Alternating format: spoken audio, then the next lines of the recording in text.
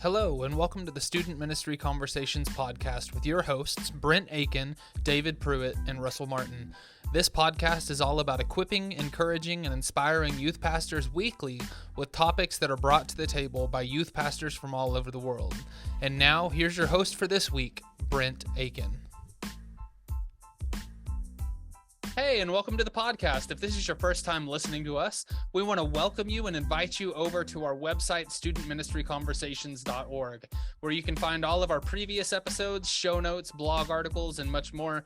Our goal is that you are inspired, encouraged, and the things that you hear on this podcast can help equip you to be a better student pastor for the church that you're serving in.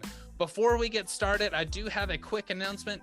Next week is our 100th episode for the podcast, which is such an exciting venture. Honestly, we never thought that we'd reach episode 100, and here we are at episode 100, and it's going to be special next week. So next week, we are doing our episode live on Zoom at 10 o'clock a.m. Central Standard Time. It is going to be broadcast live on Facebook and YouTube, and then it will be put on Spotify and Apple and everything else at later that afternoon.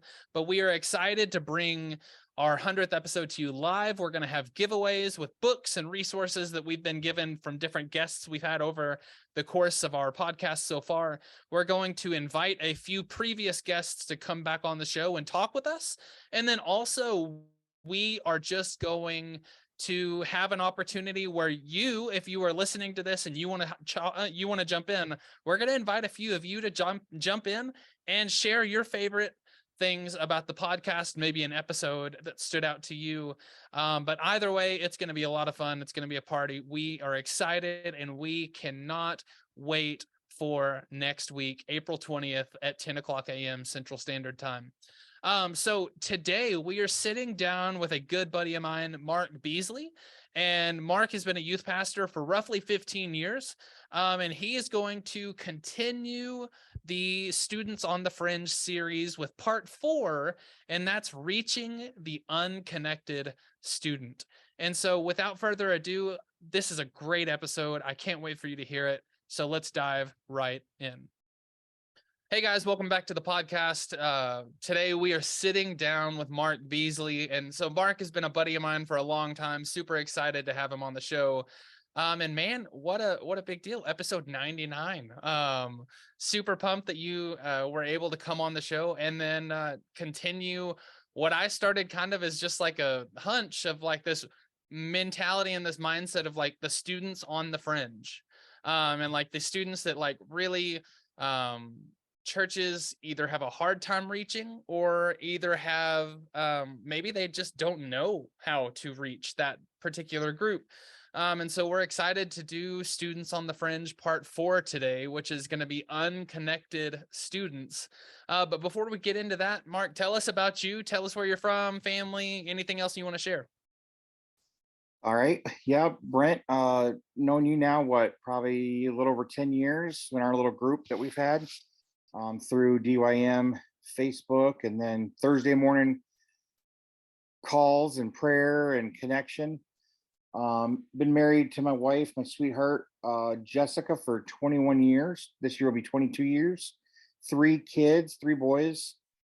2 are in college now, and 1 is a freshman. And now we're kind of feeling that like almost empty nesting coming. It's coming. So now we're proud dog parents now. So at any point during this, you may hear them, and usually behind in Zoom calls, there's usually like kids running around. You may see dogs jump around, but been a youth pastor now with my wife for a little over 15 years. We are literally tonight as our last night as full-time youth pastors, and we take off one hat and put on another hat as lead pastors of At the Table Ministries, starting a home church right in our home May 7th. So we'll be doing youth ministry still, but trying to help push that along to help someone else step in that call. But yeah, been in youth ministry now for a little over 15 years with my wife, and loving it. That's awesome, dude. Man, I'm pumped for At the Table Ministries. I'm excited to see that as we go. And man, that might be another podcast down the road. Who knows? I mean, that is one thing that we really haven't covered, is stepping out of youth ministry to step into a senior pastor position. And I definitely think there's some wisdom and some insight as far as that goes too. So, but with that being said, our topic today is, like I said, how to reach unconnected students. And so we've spent some time on this series, the Students on the Fringe series, talking about students that are special needs, that are foster, that are homeless. And so when you say unconnected kids, what do you mean specifically? I look out across um, our crowd of kids, and you look out and you see the ones that are not watching you, they're not paying attention, they're on their phones, they're just totally disconnected from the group, and almost like not a part of, your local community there. They're there either because they have to, they're there because friends invited them, but they're just not really engaged in the service. They're not engaged with other students, none of your events. They're just sometimes there, like I said, a lot of times because the parents will make them come, or a friend has asked them to come, but they're just not connected to the group. You don't feel a connection with them, and it just, a lot of times we can go and just let that remain and not focus on those kids because we have so many other kids to focus on. Um, but I've found it's almost more important to reach those that are unconnected, for me, and let my leaders, or my staff, maintain the rest of those groups and those friendships, and then and I have a just this love for reaching those unconnected, those that aren't plugged in currently in the Yeah, youth that's service. awesome. And man, what a wide range that can be. Because I mean, you have the people that have never been to church, that are, like you said, that are brought from like a friend brings them, and they've Yeah, never stepped foot in a church, and so they're like, I have no idea what to do. yeah, You have the other aspect of kids that literally their parents drag them. yeah, And then unfortunately, the other aspect of it is sometimes, man, the teenagers that are Christian fall into yeah, this category too. And it's this mindset of like, man, I already know this. Like, yeah, I know everything. There's nothing that I can learn. There's nothing that you can teach me, kind of thing like that. I've studied the Bible, like all this stuff. And it's like, yeah. man, The pastor's kid. yeah, I was that kid once. And now yeah, it's a struggle. And so I guess, why does it seem like this area is such like a hard to reach area? For me, because every area all over the United States and the world have different circumstances than what I have had.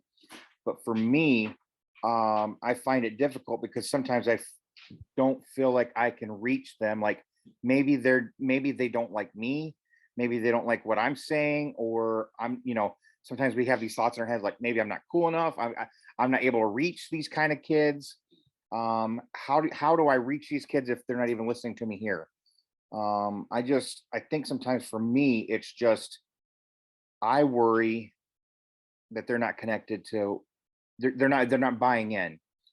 And so I think it's just super important to not first think it's anything to do with yourself or even what the ministry is offering. It might not even have anything to do with you, you know. Yeah, and I think that's immediately a problem that a lot of us jump into, is it's like, well, they hate me, or they don't like what we're doing. And it almost seems like we jump to this realm of like, oh, well, we have to make it appealing for them. And Mhm. like, uh, I don't know if it technically applies, but I think we might overshoot the leave the 99 for the one sometimes. And but we don't do it in the right context. And sometimes we change the programmatic structure and of going after that one instead of Exactly. going after their heart instead. Exactly. Um, and so it becomes a real big issue, because then, I mean, how, I guess the question that I would go about is, how do you specifically go about engaging those students, maybe the students that are uninterested or apathetic, um, But how do you go about engaging them first? But then I guess a tag on question to that would be, how do you go about engaging them and not losing the interest of the remainder of the students? So like you said, I don't think it's about changing the whole program. I think if we try to change our whole program to fit and try to entertain and try to compete with what the world offers to grab their attention, I don't think youth ministers are ever going to win. We cannot compete with the technology sometimes of the world. We can bring in as much fun as possible.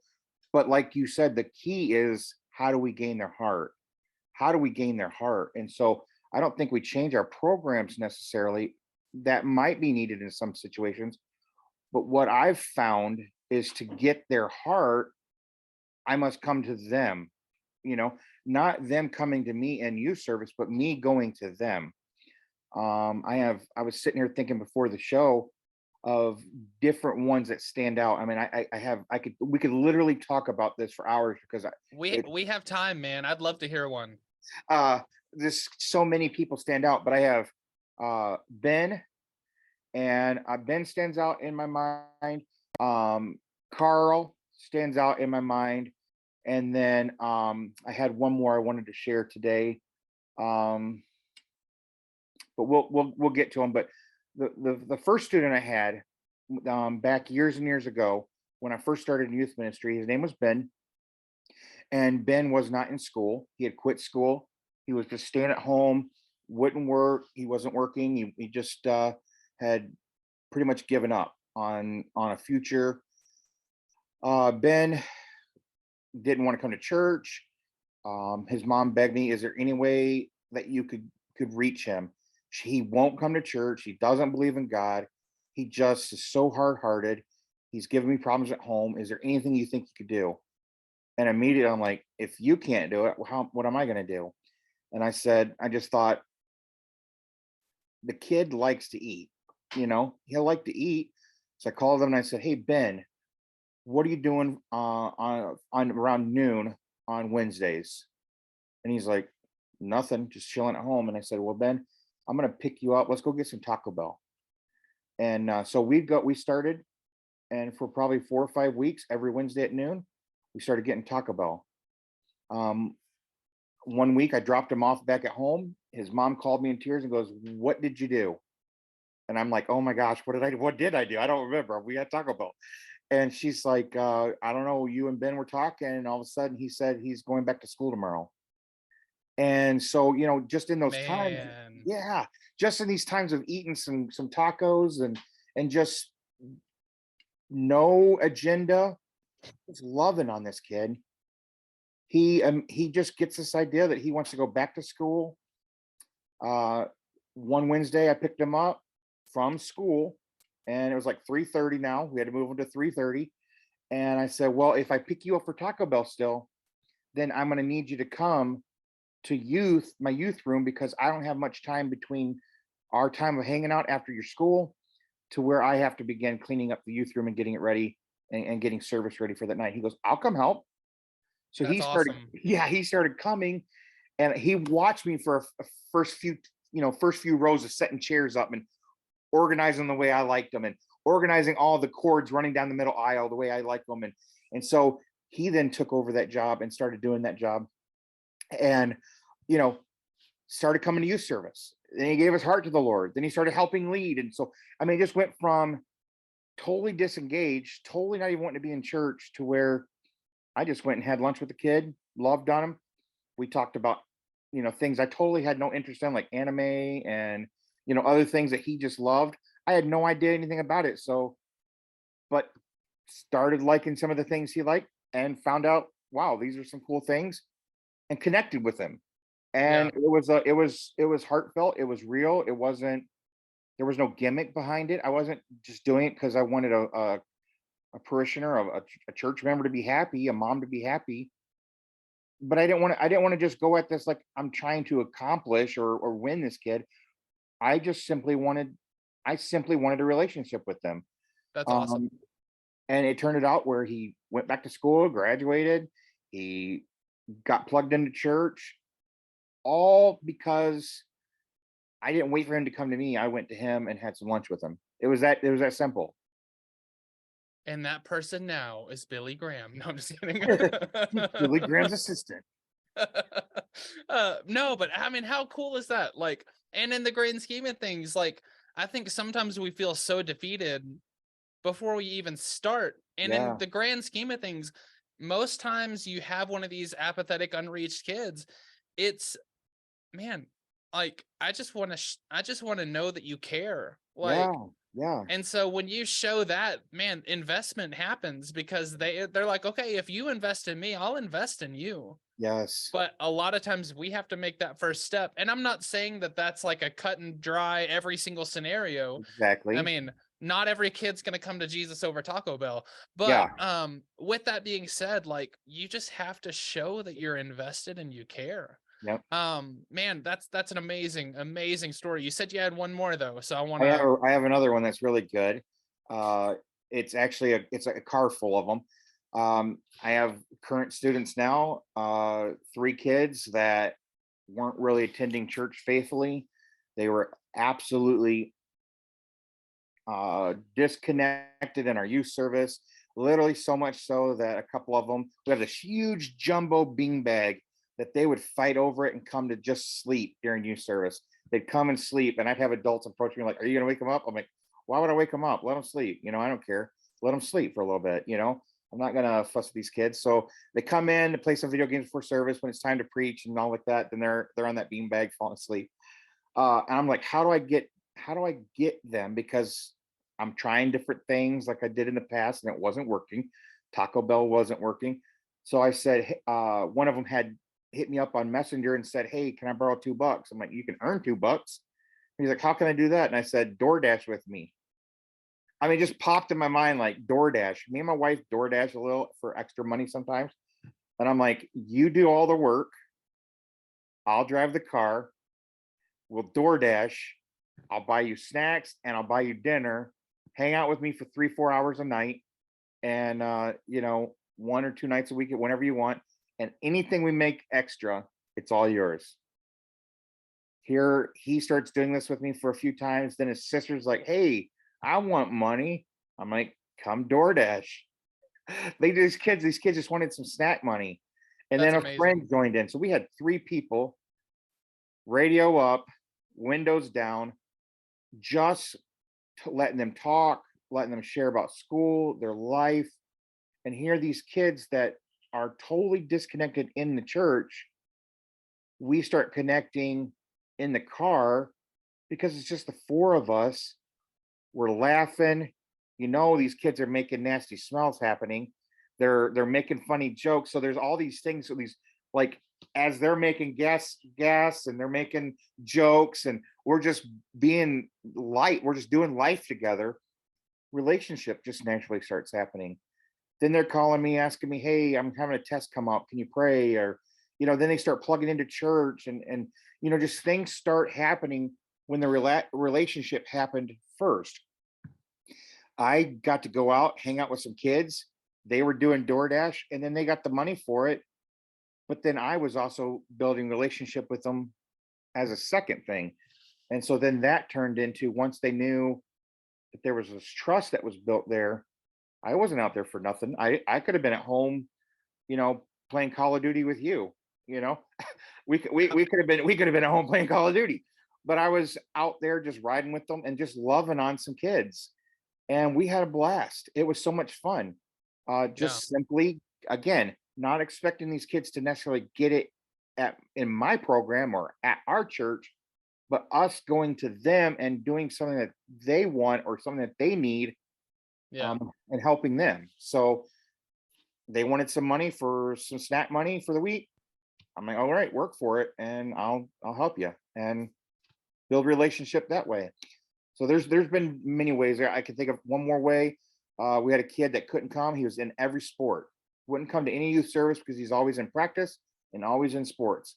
So what we did on Wednesday nights, we couldn't do it every week. I wouldn't take kids from church every week, but 1 or 2 games a season, we'd take our church bus and take our whole youth group to watch them play sports. Because he's, totally disengaged in service when he is there because he doesn't really know many people. He's very Yeah. really there. So we took our whole group to him and celebrate him, and we all decorate poster boards and flyers and just come totally decked out. And everyone in that stadium knew who we were there for. The one That's kid. awesome. And so I just think a lot of times these disconnected kids, we just got to get their heart. We don't have to try to win them over with entertainment and try to come this, change our whole program around for them. But us simply coming down to their level and us coming and finding their need. Like what are they interested in? You've dealt with special needs. I have several times had autistic kids in our group. It's hard to connect sometimes with autistic kids because there's specific things that they like. But Yeah. again, if they like anime, board games, whatever it is that they like, you let them teach you how to play. You teach them, you have them teach you about, certain anime that they like. And if Yeah. it's reasonable that you should be watching it, then join in with them. Yeah. I'll show you this. This is Naruto. And this just got signed at the Chicago Comic-Con by the lady who voices Naruto. And I got into this because of a student. Collecting Funko Pops 15 years ago, I started collecting. Well, this year I got this signed at Chicago Comic-Con because I started watching anime with a student. And I mean, crazy. I don't watch anime, and my wife certainly don't let me have toys all around the house. But I just started doing something because another kid liked doing it, and Yeah. because when I started getting involved with that, then other kids are like, "Wait, you watch anime or you collect Funko Pops?" Then they realize this other kid's a lot cooler Yeah. than they thought. And so when you just get down on their level, and you got to do it genuinely, Brent. You got to do it with like you have to be genuine. It just can't be something that because they'll catch on quick if it's not Yeah. authentic. You can't Just, fake interested. yeah, you can't fake it. They'll know, and you just love them genuinely. And there's some kids that when they'll bring these Yu-Gi-Oh cards and they're dropping all these different moves on me. I'm lost. I'm like, I can't hang with you. I don't know how to do it. I'm too old. But I just played this card. I thought this card would win. I get totally lost. Now that's your thing, not mine. But Bro, that's a Pokemon card, not a Yu-Gi-Oh card. bring Pokemon on and I'm in. Yeah, but I mean, what a great just mindset and example of like, in order to reach those students, especially the students that that have been there that are just not connected at all. Yeah. Man, just show them that you're interested in what they do. And it was one of those things. So yesterday, I was at a career fair, because I had a friend put on a career fair and they asked me, they were like, come do ministry. And I was like, heck yeah, I will. And so I drove like a really long way to go to a career fair for a friend. And so with that being said, I had like probably 6 or 7 kids come talk to me before I put up the impossible Star Wars trivia game, and then I had a few more. But with that though, one of the things that happened is I was talking and a kid came, or I had 2 kids come up at the same time, and they're supposed to ask these questions. And the question they asked was, what's your favorite part about youth ministry? And I was like, man, that's a good question. I was like, it has to be the relationships. I was like, the relationships that I get to build with students, hands down, are it's why I do what I do. I mean, I was like, granted, don't get me wrong. I said, I love Jesus. I was like, Jesus is everything. But like, my favorite part about my job is building relationships and showing them that Jesus is worth it. Yeah. I said, but I can't do it without the relationship first. And both of them, I mean, if I had to like just glaze by their outward appearance, Yeah.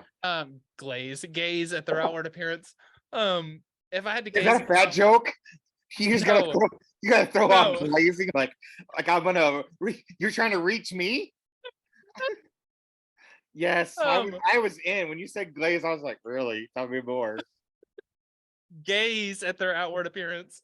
I definitely think that with that, I probably would have stereotyped them as not Christian. They were definitely probably not involved in church. They probably would not have been the most popular kids in school that asked me this, just by outward appearance.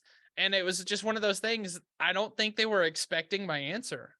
And so they were like, oh, that's a great answer. Like, that's a really good answer. And it's just one of those things. It's like, sometimes I think the stigma and the stereotype of ministry and pastors is so much like, we only talk about Jesus, and this is, we have to follow this exact structure and do this. But like, man, Jesus didn't say, come to the church and find me. He said, come find me and I'll lead you to God.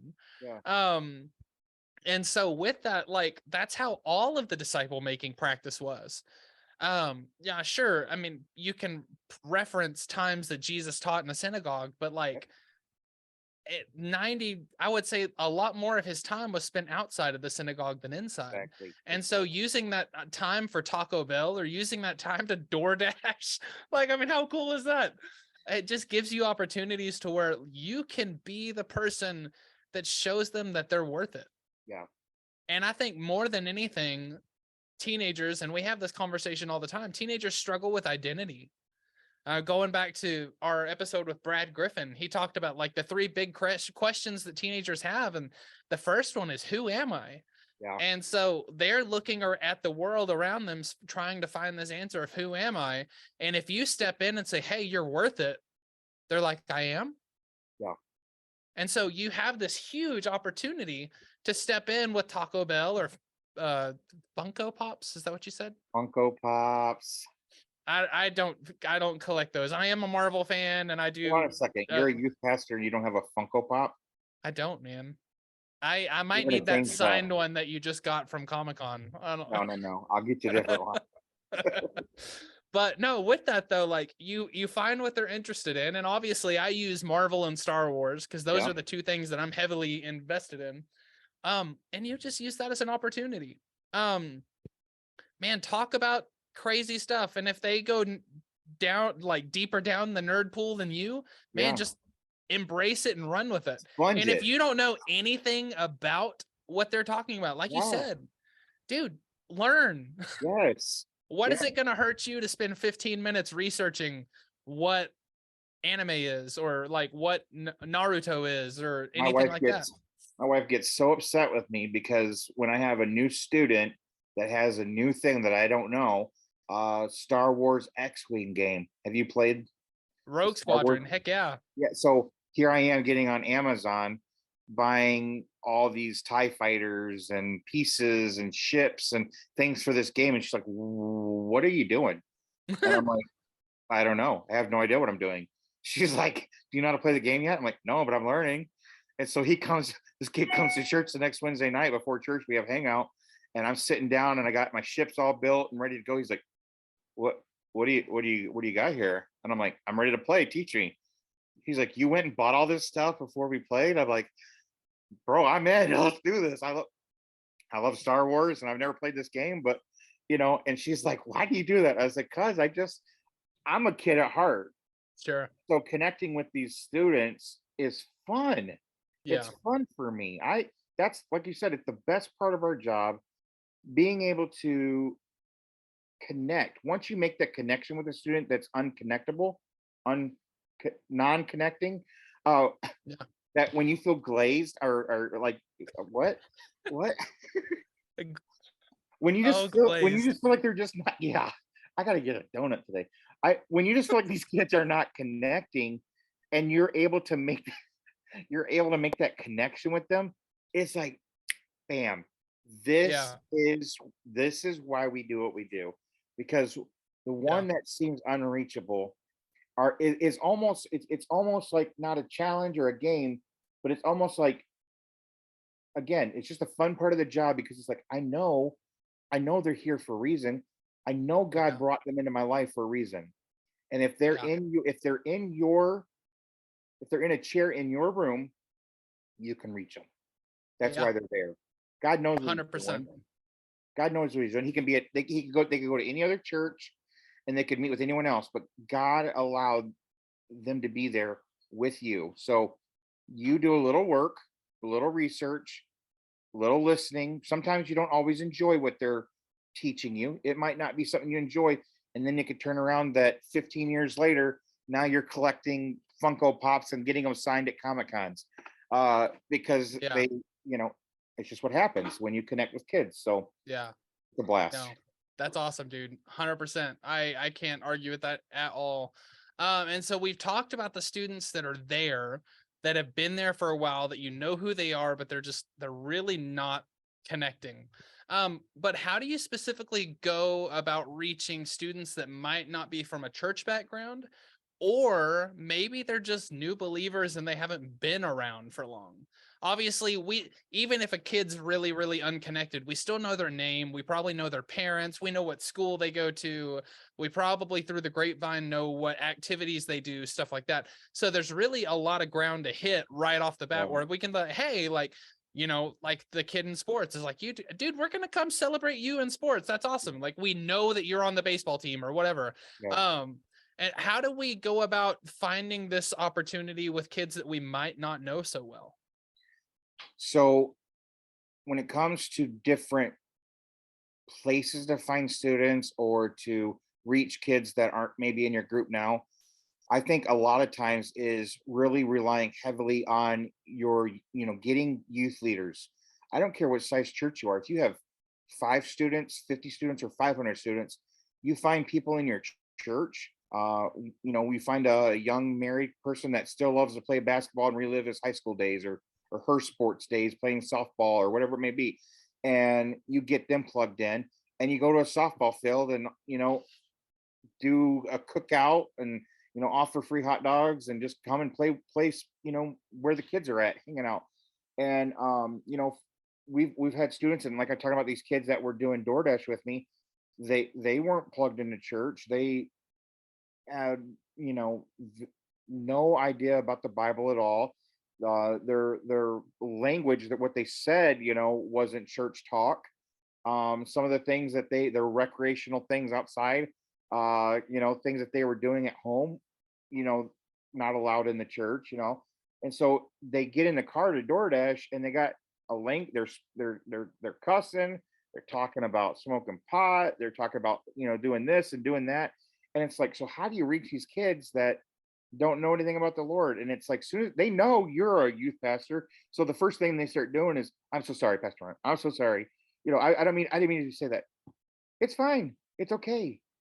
And I don't think that, jumping down their throat every time they make a mistake, because just them being in your presence lets you know that they're wanting something.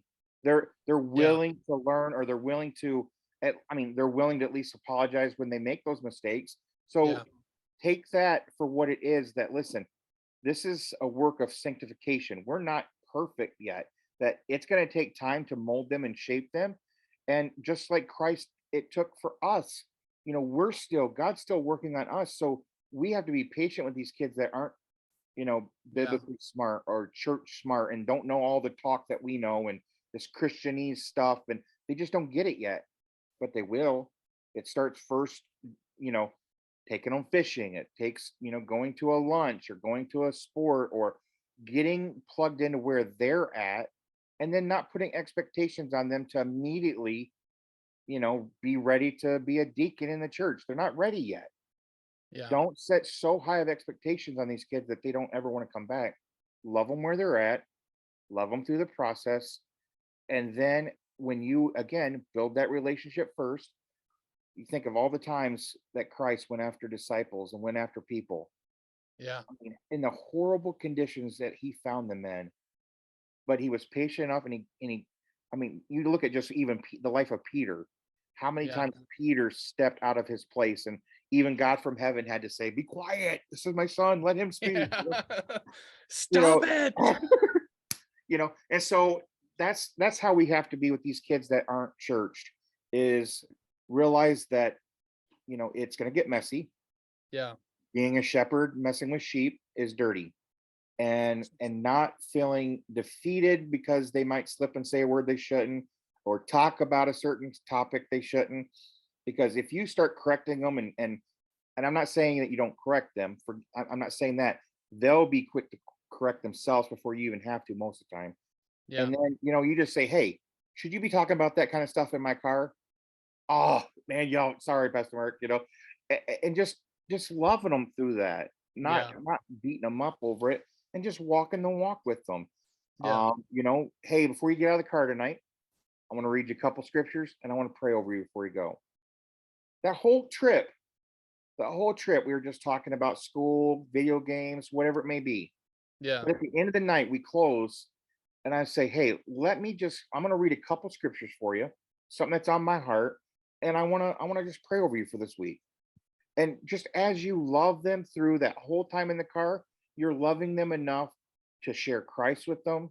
You're loving them enough to pray over some things that they're going through that they need prayer for. And it just shows that you're available. Yeah. You're not beating them over the head the whole time, making them, you're going to church and you're gonna do, no, just love them. Just Yeah. love these kids. And as you're patient with them, you know what? They're gonna be patient with you too. Yeah. You know, we might not have it all together. We might not know how to reach these kids, but as you show concern for them and love for them, they'll be patient with you too, because Yeah. they get it No, that you love them. that's awesome. Totally good. You've kind of already answered my next question, but I want to make sure you don't have anything else to kind of throw on it. You've talked about students that you've seen kind of grow from having this moment of where they're uninvested to starting to be invested to fully invested, and you've kind of seen this process grow. Um, Other than that, obviously, of seeing the kids kids benefit from that and seeing them become invested, are there any other benefits you've seen from just like that you've personally witnessed going in and doing this? I think making the connection to having a relationship with Christ is the ultimate goal. I Sure. want these kids to feel connected to church. As they feel connected to church, then their lifestyles start to change. Their, their the word I'm trying to think of, I can't remember, but their plans and their purpose for the life starts changing as they start getting, more aligned with Scripture and with God. But Yeah. I think one of the coolest things, the things that I've witnessed, is as they make the call, they answer the call of God in their life. They come from a background where they're not in church, they're not living for the Lord. You invest in them, you love them, you kind of work with them through the process and through their mess, and then you watch them make a decision for Christ. But not only a decision for Christ, but then going further to answering a call on their life. That right there is just like icing on the cake. Yeah. I had this one young man. He wasn't going to church. He wasn't living for the Lord. I called him. I'm like, hey, why don't you come? This was back 15 years ago when we were on laptops playing. Can you remember the old game we used to play? This old army game, huh? What is it? I don't know. And my son's in the background. He's my video game kid, trying to help me remember. But we used to sit in a laptop and play LAN. You ever play LAN games back in the day? And so every day after school, he'd come over and hang out playing video games with me. And then one day his dad called and said, hey, you got like 5 acres behind your house. Is there any way I could put my RV park my RV back there for my son? He just kind of wants to just hang out from there and then leave from there for the day. So he graduates. He stays at my house for 6 months in an RV behind our house. He comes in every day to either play video games. He eats dinner with us. We do devotions together. We do this for 6 months. This kid starts living with us. He's living out behind our house. We're seeing him grow. Not a church kid, starts getting involved in church, gives his heart to Christ. He starts become a youth leader, helping serve in the youth. And then one day he comes to me and goes, I'm leaving. And I was like, what? What do you, he's like, I feel like God's calling me to go to Bible college. He answers the call. This kid now, he is right outside of Joplin, Missouri. He's a youth pastor at a large church, doing way more things than I could ever imagine. Married with kids, I mean, just doing wonderful. And then you look back and you see where this kid started from, and it was just simply from reaching out and making a connection and a relationship with them through a laptop and a LAN game, shooting each other, on the battlefield, and just a relationship that turned into, him answering a call of Christ and the ministry that God Yeah. had for him. That's incredible.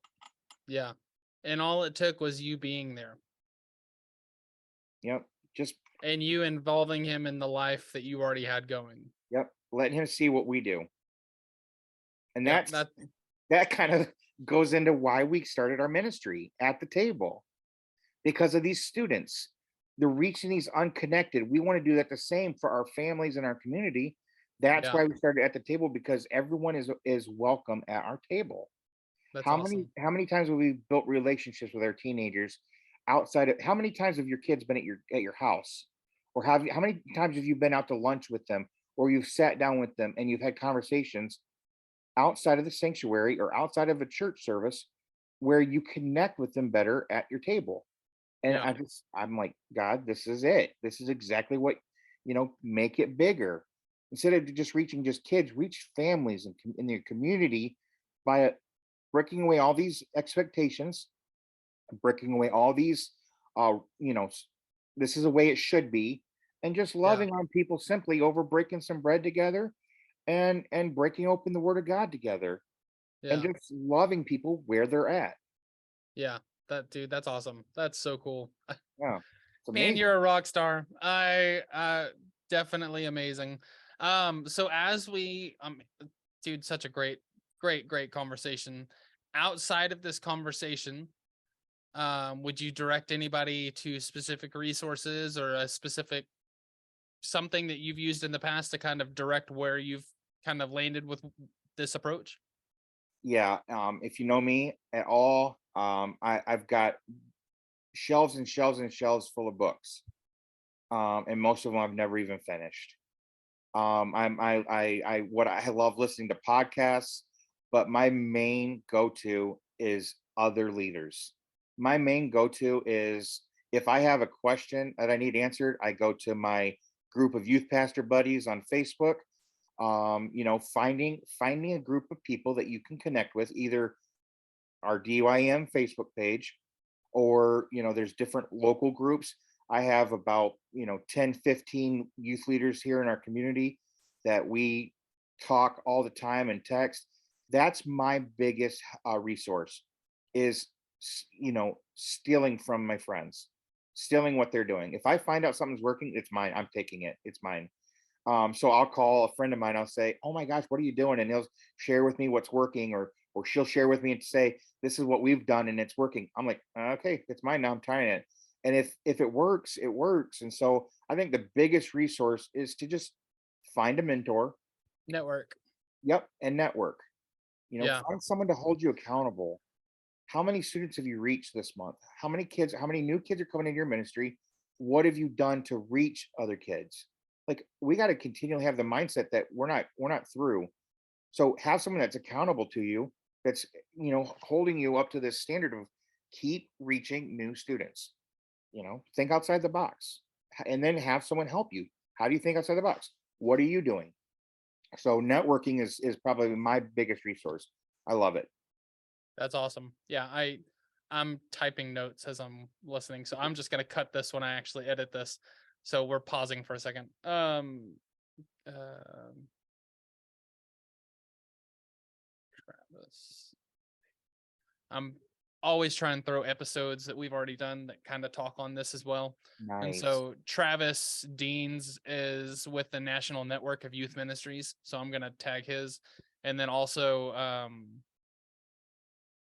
Blake Durham, my youth pastor, I had him on the show and he did one called Finding Common Ground, which is a lot of like what you've talked about, finding that thing that you can get in the door with. So Yeah. uh, gonna kick back in right now. All right, man, dude, that's so awesome. Thank you so much. And then finally, our last question of the day is, obviously, I've known you forever, one of my best friends.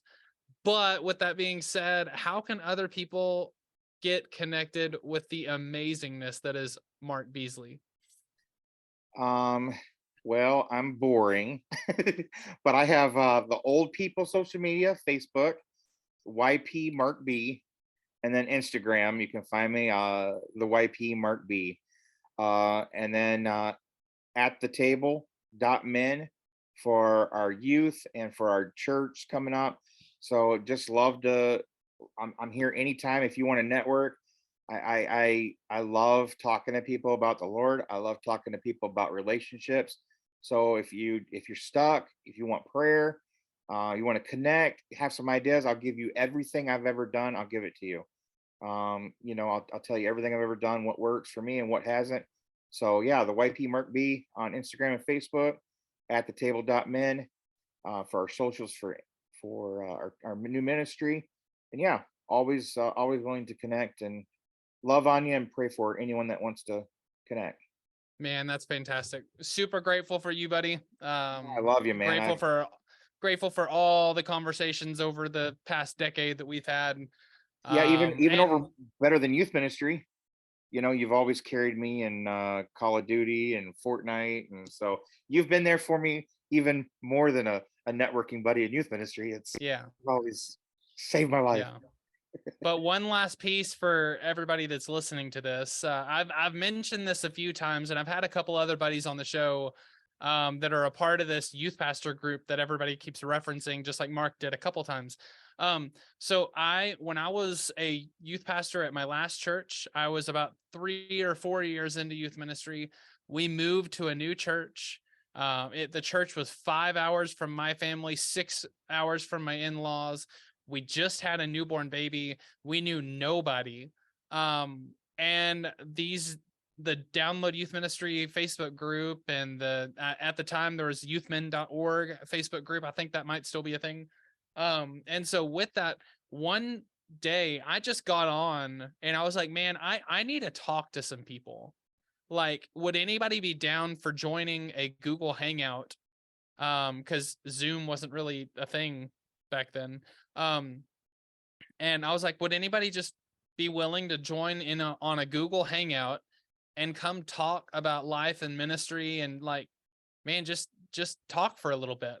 And so I started this one question, a couple people hopped on, and it became a weekly thing for like 7 years, to where we every single Thursday got on, and we would spend the first hour and a half, 2 hours of every Thursday morning just fellowshipping with one another, talking about struggles, talking about successes, talking about life, family, everything. And we built that relationship just like what we're talking about now. And because of that relationship, I always say that I have probably 10 to 12 lifelong friends, and I've met 2 of them, like in person. Yeah, And yeah. with that being said, like I feel like I know Mark better than I know most people, and I've never met Mark in person. Yep, yep. And it's just one of those things, like I needed that networking. I needed that opportunity to where I had other people to connect with and talk with, and just having that opportunity is important, and it's really, really special. And it can allow you to have that sounding board for when you do need someone to talk to. So like Mark said, he's more than happy to do that. Russell, David, and myself are all also happy to do that. So if you are listening to this and you're like, man, I could use that connection, I would encourage you to do that. We're also going to link in the show notes 2 episodes that go in with this conversation. One of them is the importance of networking with Travis Deans. He is on staff for the National Network of Youth Ministries. And it's super, super important that you get plugged in and get connected with a network in your area. And you can find more information on how to do that with that episode, or you can go to nnym.org. And you can just basically type in where you are, and they'll say, hey, we know youth pastors here, like all around, which is super, super cool. And you can get plugged into a community that's local in your area. And then the other thing that we've been talking about this whole deal is finding that aspect of the common ground that you share with the student. Maybe you have to research it, maybe you don't, but Blake Durham did an episode with me on finding that common ground. We're going to link that in the show notes as well. But buddy, man, I am so pumped, so excited to finally have you on the show. And what a way to close our second year, as next week is our live 100th episode, where me, Russell, and David are going to hop on and do some live stuff, giveaways, everything like that. But what a way to end the second season of our podcast with you, man. Thank you for your time. Thank you for your heart. And thank you for all that you do. But until next time, we will catch you guys. And hopefully, if you're listening to this, you tune in to the live show that is next Thursday, April 20th at 10 o'clock a.m. Central Standard Time. We're going to have giveaways. We're going to talk to some guests that we've had on the show in the past. And then we're also going to give you an opportunity to chime in too, where you can join the podcast if you've been listening to us. And we're going to talk to you and ask you what your favorite episodes were, and just kind of have some fun next Thursday at 10 a.m. Central Standard. It'll be live on Facebook and YouTube, and we hope to see you there. But until that time, or until the next time you're listening to a podcast, hope that your ministry is going well, and that you are doing your best to reach the students that God has put on your ministry. Have a great week. That's all we have for this show. If you're a frequent listener of our podcast, all that we would ask of you is to do your part to get our podcast out to the greater student ministry audience. Share our podcast with your youth pastor friends on social media, or tag a specific episode that really stood out to you. Either way, be sure to tag us in the post with your favorite platform by using @TalkStudentMen. Finally, if you'd like to be on the show in the future, reach out to us on social media, send us an email, podcast@studentministryconversations.org, and we would love to set up a time that you can come on the show with us. Hopefully you enjoyed the conversation with Mark. Fantastic topic. And just a quick reminder that next week, April 20th at 10 a.m. Central Standard Time, we are going live on Facebook and on YouTube for our 100th episode, which we cannot wait. It's going to be so much fun. So many different opportunities just to have conversations and have some giveaways, and we cannot wait to see you, and hopefully you join us live. If you don't, you can always listen to it later in that afternoon on Apple or Spotify or any of the other podcast players that you listen on. But until then, we hope you have a great week, and we will see you next time.